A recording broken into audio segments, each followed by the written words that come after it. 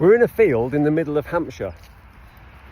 We may be some way from the sea today, but 60 million years ago, this field was part of a shallow marine bay, every bit as big as the Bay of Biscay. The River Trent and the River Thames flowed in from the north. The River Solent came in from the west. This was a time of frequent tectonic disturbance, with the land rising and falling. So at times the bay was deeper, and at other times the bay was shallow. Sometimes the bay was dry land. Now, by lucky chance, we have a drilling rig on site. Come on, let's play Beneath the Cardboard.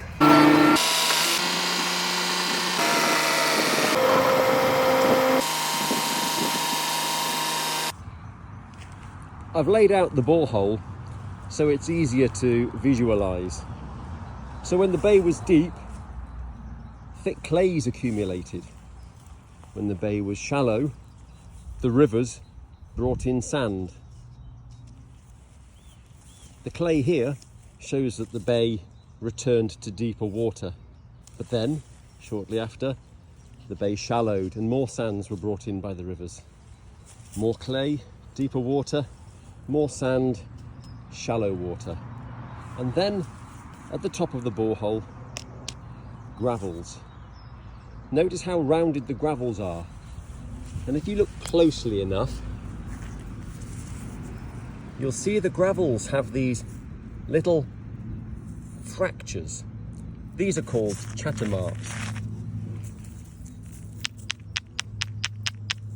And they're evidence of this being a beach deposit with that constant rattling around in the tides. Fascinating.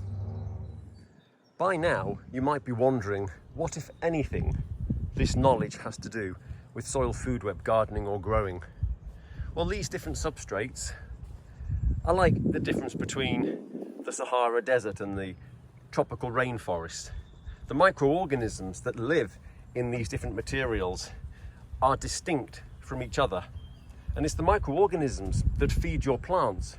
Remember, right plant, right place could just as easily be right plant, right microorganisms. You might also be thinking, well, does it matter if the strata is at the bottom of a 20-metre deep borehole? Well, let's look at the slope of the field. These strata are bedded horizontally, and as we walk down the hill slope, we encounter one by one the different strata that we've just looked at.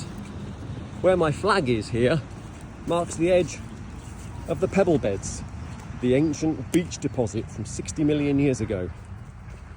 If we walk down the slope a bit further, the substrate changes and the vegetation changes. This is the next sandy layer below the gravels.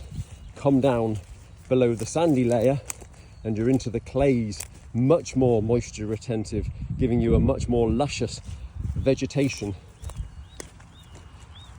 The land flattens out and then drops again to the next sandy layer. And then toward the bottom of the slope, again we're into the clays, much more moisture. So if you were thinking about setting up a market garden or an allotments in this field, it really does pay to understand what's beneath the cardboard. Thanks for listening. Cheers. If you enjoyed these videos, why not book onto a workshop at rhizophilia.co.uk. See you there.